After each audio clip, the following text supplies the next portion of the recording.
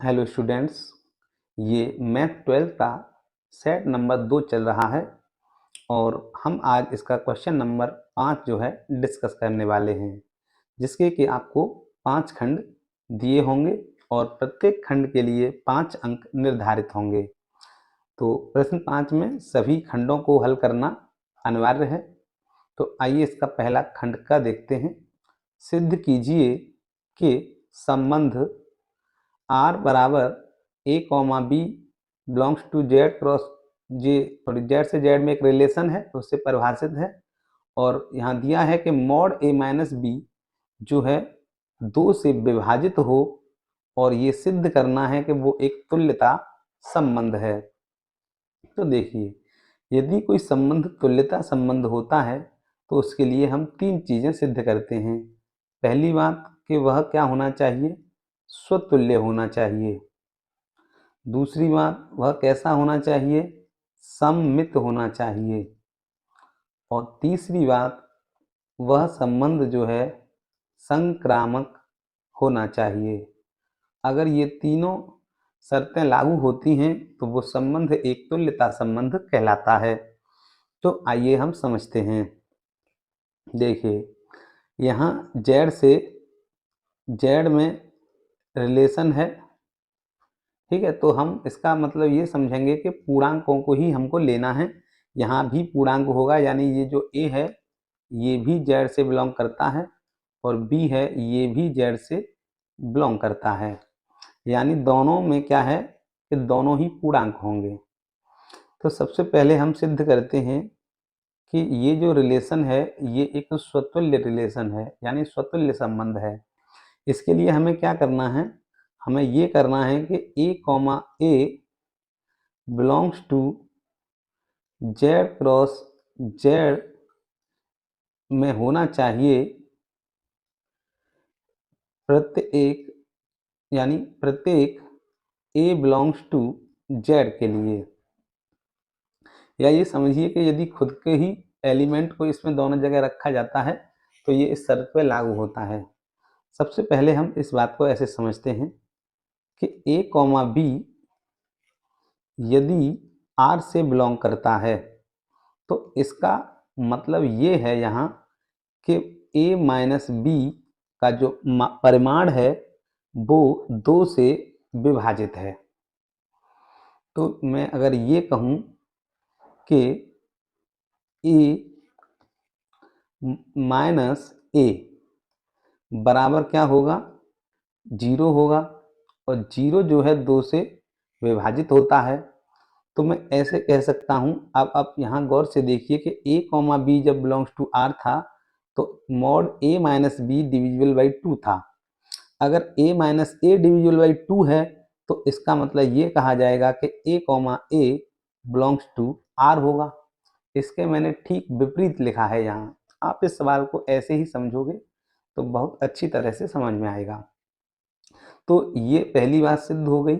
इसके अलावा आप ऐसे भी समझ लीजिए कि मैं किसी भी पूर्णांक को रखूँ दोनों जगह पर, यानी मैं यहाँ जैसे 2 रखता हूँ तो क्या होगा, 2 में से जब 2 को घटाया जाएगा तो 0 आएगा, 2 से डिविजिबल हो जाएगा, ठीक है। 3 रखता हूँ तो भी हो जाएगा, -2 रखता हूँ तो भी हो जाएगा। यानी जितने भी इसमें ए दिए होंगे, जितनी भी संख्याएं दी होंगी, ये सब के लिए लागू होगा। और यही स्वतुल्य के लिए होना चाहिए कि जितने भी एलिमेंट दिए होते हैं उन सब के लिए ये वाली कंडीशन लागू होनी चाहिए।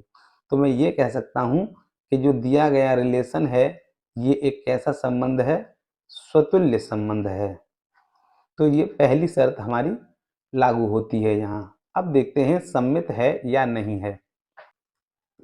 कोई भी संबंध सम्मित कब होता है, ये अगर a comma B belongs to r दिया हो तो फिर b कॉमा ए भी r में बिलोंग करना चाहिए, तो वो फलन जो है सम्मित होता है।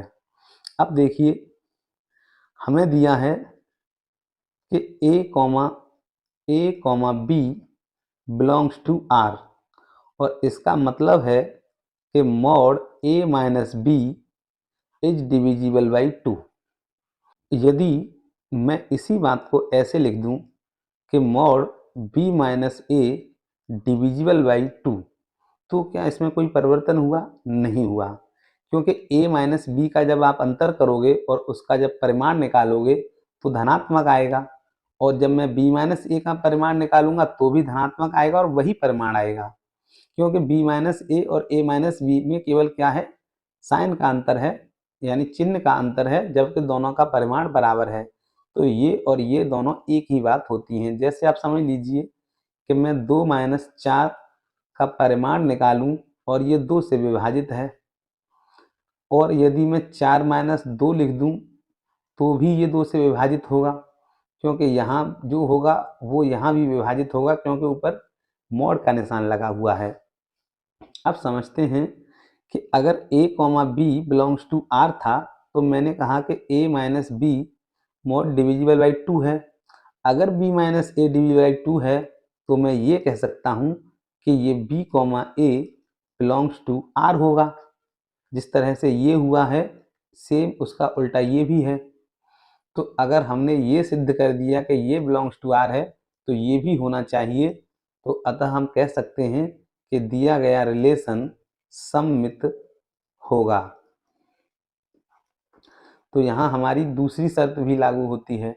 अब देखते हैं हम तीसरी शर्त को।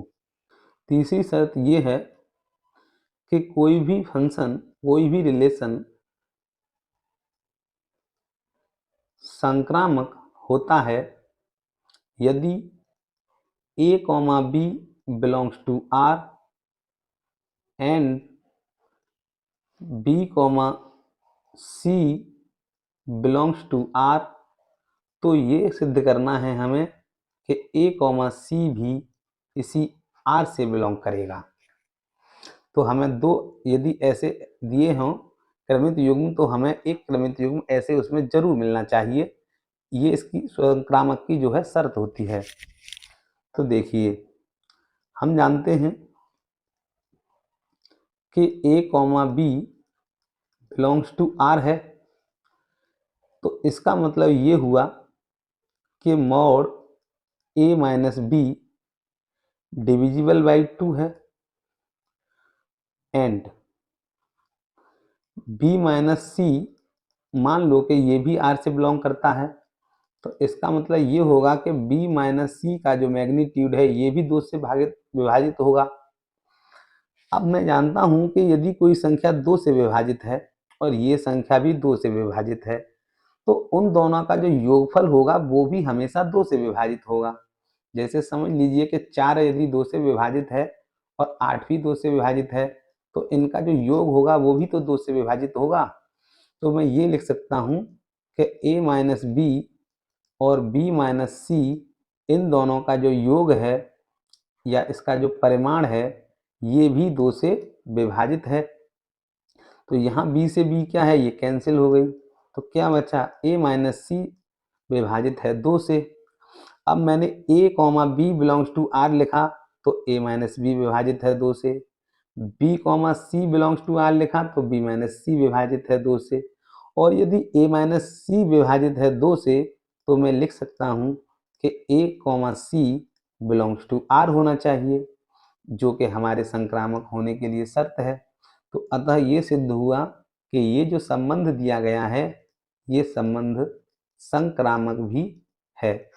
और यदि कोई संबंध संक्रामक और स्वतुल्य और सममित यदि तीनों होता है तो ऐसा संबंध क्या कहलाता है?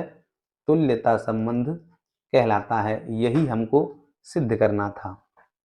क्वेश्चन नंबर 5 का ख है, फलन f(x) बराबर 4x³ minus 6x square minus 72x plus 30 के लिए अंतराल ज्ञात कीजिए जिसमें फलन वर्धमान तथा हास्यमान हो। तो देखिए, सबसे पहले क्या करते हैं, जो दिया गया फंक्शन है उसे लिख लेते हैं। f(x) बराबर 4x³ minus 6x square minus 72x plus 30। यदि हमें वर्धमान और हास्यमान ज्ञात करना है तो दोनों के लिए ही सबसे पहले हम एफ डैश एक्स यानी इसका एक बार डिफ्रेंसिएशन करते हैं। तो ये हो जाएगा, डिफ्रेंसिएशन करेंगे तो ये हो जाएगा 4×12x² माइनस 6×2=12x माइनस, और इसका हो जाएगा केवल 72 और इसका हो जाएगा 0। और यहाँ से क्या करते हैं, यहाँ से हम x की वैल्यू फाइंड करते हैं। तो क्या करेंगे, एफ डैश एक्स बराबर रख लेते हैं 0। तो यहाँ एफ डैश एक्स बराबर 0 लगाते हैं और यहाँ से 12 कॉमन लेंगे तो ये मिलेगा हमें यहाँ x²। यहाँ से 12 कॉमन लेंगे तो x, और यहाँ से 12 कॉमन लेंगे तो 6, यानी हमें मिलेगा 0 बराबर x² माइनस x माइनस 6। ये 12 इधर 0 में चले गए तो यहाँ से क्या मिलेगा, यहाँ से x² माइनस x माइनस 6 बराबर 0। हमें यहाँ x के 2 मान निकालेंगे यहाँ से, तो फैक्टर कर लेते हैं 6 के। तो ये हो जाएगा x² माइनस के 3x और प्लस के 2x माइनस 6 बराबर 0। आगे जब इनमें से x कॉमन लेते हैं तो यहाँ मिलेगा x माइनस 3, और यहाँ से प्लस जब 2 कॉमन लेंगे तो यहाँ भी मिलेगा x माइनस 3 बराबर 0, और एक ब्रैकेट में यहाँ बचेगा x माइनस 3 और एक बचेगा यहाँ x प्लस 2 बराबर 0। तो यहाँ से x के 2 मान मिलेंगे, x माइनस 3 बराबर 0 या x प्लस 2 बराबर 0। तो यहाँ से हमें मिलेगा x बराबर 3 या x बराबर माइनस 2। अब क्या करते हैं, अब इस मान को हम लगा लेते हैं नंबर लाइन पर। अब हम क्या करेंगे, इन दोनों वैल्यू को नंबर लाइन पर लगाएंगे। तो हमें क्या मिलेगा कि इधर होता है माइनस के इनफाइनाइट और इधर होता है प्लस के इनफाइनाइट। ये जो 3 है ये मान लीजिए यहाँ कहीं 0 है अगर, और तो ये जो है -2 आएगा इधर, और ये जो 3 है ये आएगा इधर। हम जो है चेक करेंगे कि एफ डैश एक्स की वैल्यू को चेक करेंगे कि कौन से अंतराल में ये धनात्मक है और कौन से में ऋणात्मक। तो इसका मान हमें दिया गया है x माइनस 3 और x प्लस 2 और यहाँ इनटू में 12। तो देखिए इसके लिए क्या है, पहले हम इधर चेक करते हैं। जब वैल्यू हमारी क्या है, 3 से बड़ी है, तो जब 3 से बड़ा मान रखेंगे तो ये 12 तो प्लस हैं, यहाँ 3 से बड़ा रखेंगे तो ये भी प्लस आएगा और ये भी प्लस आएगा, यानी सभी प्लस आने पर ये वैल्यू कैसी होगी, यहाँ प्लस होगी। अगर ये वैल्यू प्लस है तो इसके बाद अगर इधर वैल्यू यहाँ प्लस है तो क्या करेंगे कि उसके बाद इधर माइनस और इधर प्लस अपने आप साइन लगा लेंगे। इससे क्या होगा कि अब हम चेक करेंगे कि कौन से अंतराल में वैल्यू धनात्मक है और कौन से में ऋणात्मक। तो देखिए पॉजिटिव वैल्यू कहाँ कहाँ मिल रही है, हमें मिल रही है माइनस इनफाइनाइट से लेके 2 तक। एक तो माइनस इनफाइनाइट से लेके 2 तक, और पॉजिटिव वैल्यू यूनियन लगा लेंगे और के लिए, और यहाँ मिल रही है +3 से लेके इनफाइनाइट तक, यानी 3 से लेके इनफाइनाइट तक। तो इतनी जो ये दोनों जो अंतराल हैं इसमें जो है क्या होगा, इस फंक्शन का मान धनात्मक होगा, और हम कह सकते हैं कि इस अंतराल में जो फलन है वो वर्धमान होगा।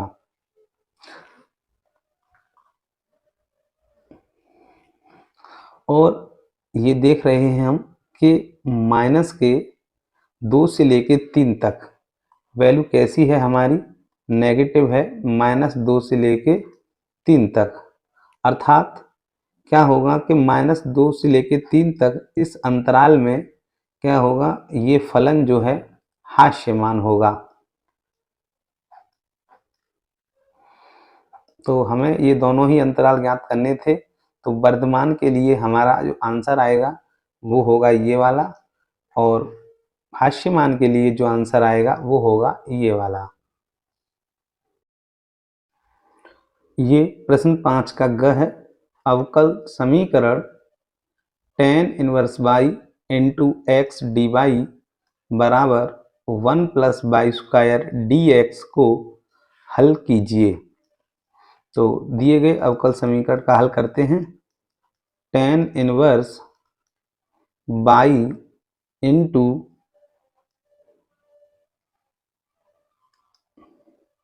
एक्स इंटू डी वाई बराबर 1 plus y square into d x. अवकल समीकरण को हल करने के लिए क्या करते हैं, बाई और बाई वाले टर्म सभी एक तरफ लिख लेते हैं। tan इनवर्स बाई अपॉन और यहाँ से 1 प्लस बाई स्क्वायर और इंटू डी वाई। इधर से ये जो x है इसे इधर लाएंगे तो ये 1 upon x into d x हो जाएगा।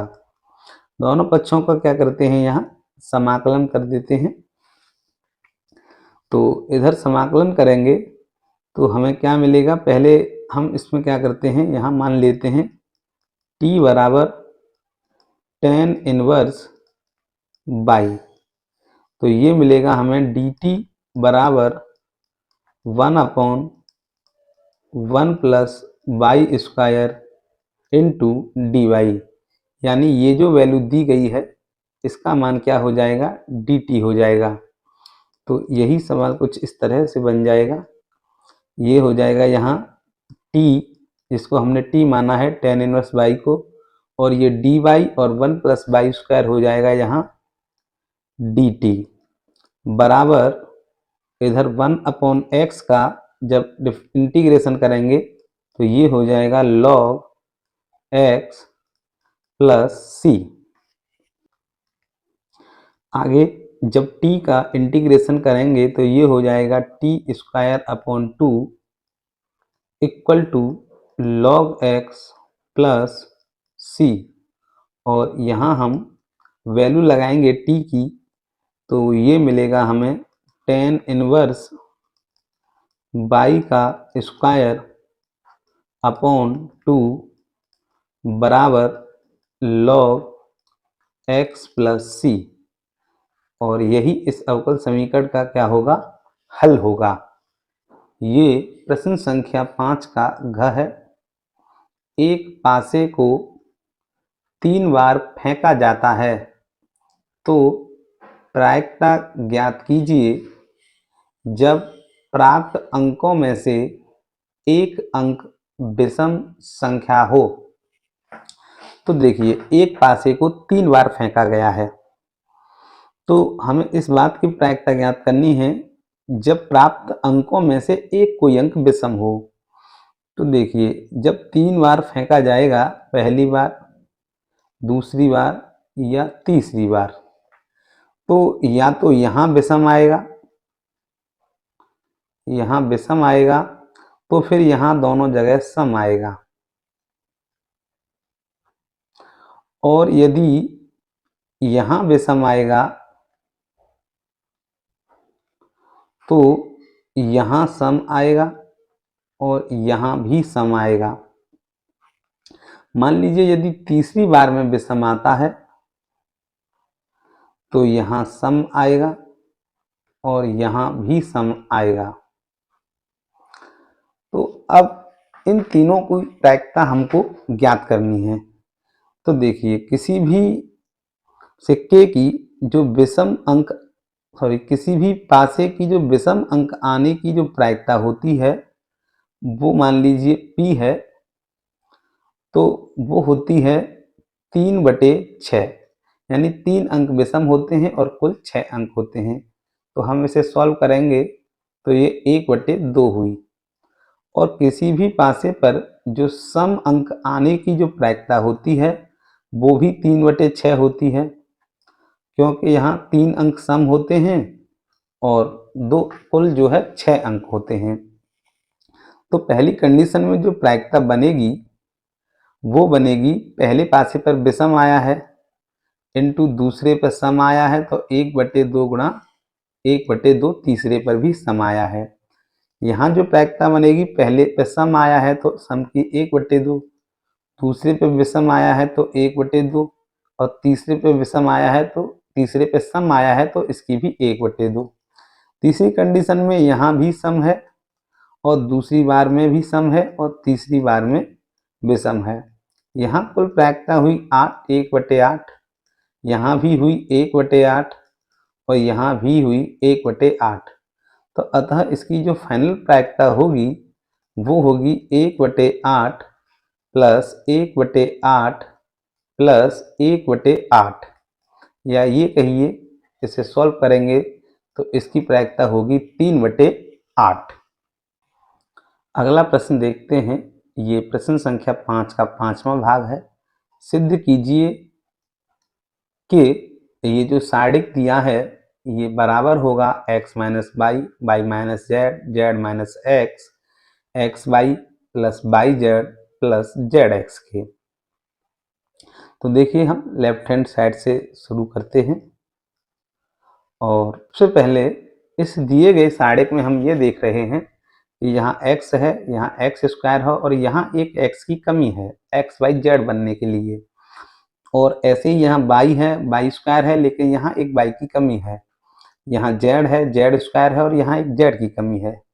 तो हम क्या करते हैं कि पहली रो में तो x से और दूसरी रो में y से और तीसरी रो में z से मल्टीप्लाई करते हैं और हम यहाँ x, y और z से भाग दे लेते हैं। अगर हमने x, y, z से भाग दिया है और x, y और z से मल्टीप्लाई किया है तो सारणिक के मान में कोई परिवर्तन नहीं होता।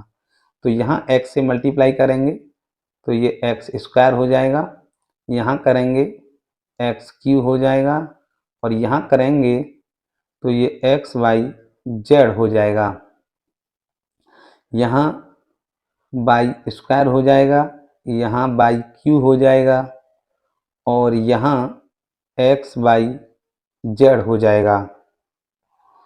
ऐसे ही यहाँ जेड स्क्वायर हो जाएगा, यहाँ जेड क्यू हो जाएगा और यहाँ एक्स वाई जेड हो जाएगा।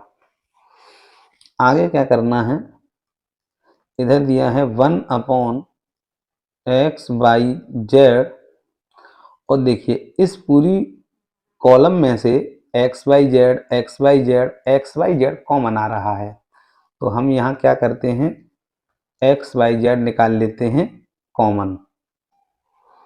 तो यहाँ बचेगा एक्स स्क्वायर, यहाँ बचेगा वाई स्क्वायर, यहाँ बचेगा जेड स्क्वायर, यहाँ एक्स क्यू, यहाँ वाई क्यू, यहाँ जेड क्यू और यहाँ से जब एक्स वाई जेड कॉमन आ जाएगा तो 1 1 और 1 बचेगा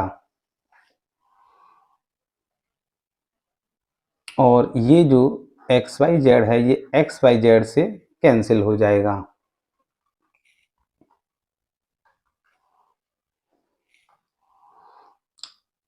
आगे ये मिलेगा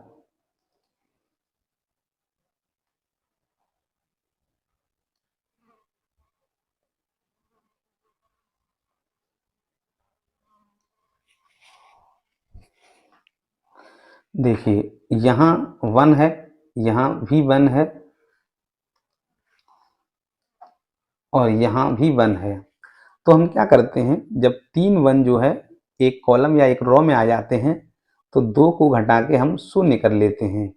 तो हम क्या करेंगे, इस रो में से इस रो को घटाएंगे, यानी R1 से मैं R2 को घटाऊंगा और इस R2 में से इस R3 को घटा दूंगा और ये क्या करना है, R1 पे ये ऑपरेशन करना है कि R1 में से R2 को घटाना है और R2 पे ये ऑपरेशन करना है कि R2 में से R3 को माइनस करना है।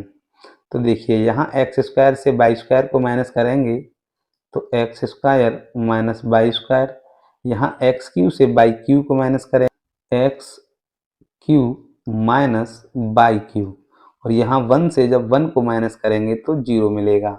यहाँ वाई स्क्वायर से जेड स्क्वायर को माइनस करेंगे और यहाँ वाई क्यू से जेड क्यू को माइनस करेंगे और यहाँ 1 से 1 माइनस करने पर 0 मिलेगा। और जो आखिरी रो है इसको ज्यों का त्यों उतार देंगे। अब इसे आसान करने की ट्रिक ये होती है कि यदि किसी कॉलम या रो में 2 एलिमेंट 0 और एक 1 हो जाए तो केवल 0 और 0 के सामने का साइड ही उतारते हैं, बाकी को छोड़ देते हैं।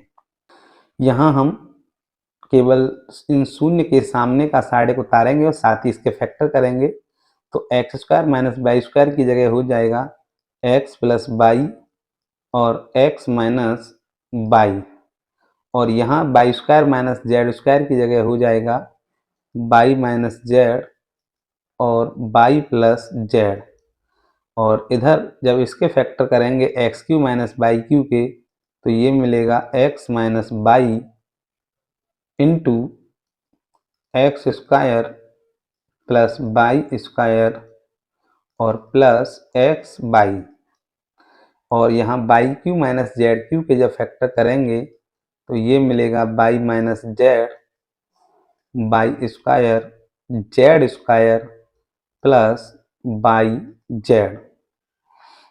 आगे सॉल्व करते हैं तो देखिए यहाँ से x माइनस वाई और x माइनस वाई कॉमन है तो इसे बाहर लिख लेते हैं, और यहाँ से y माइनस जेड और y माइनस जेड कॉमन है, इसको भी कॉमन ले लेते हैं।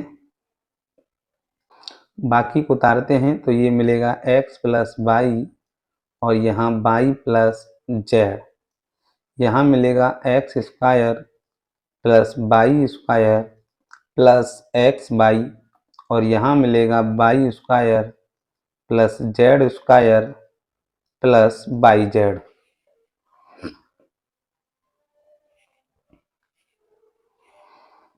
अब हम देखते हैं कि एक्स जेड हमें एक और लाना है यहाँ जेड माइनस एक्स, तो क्या करते हैं यदि जेड प्लस वाई में से वाई प्लस एक्स घटाएंगे तो हमें जेड माइनस एक्स मिल जाएगा।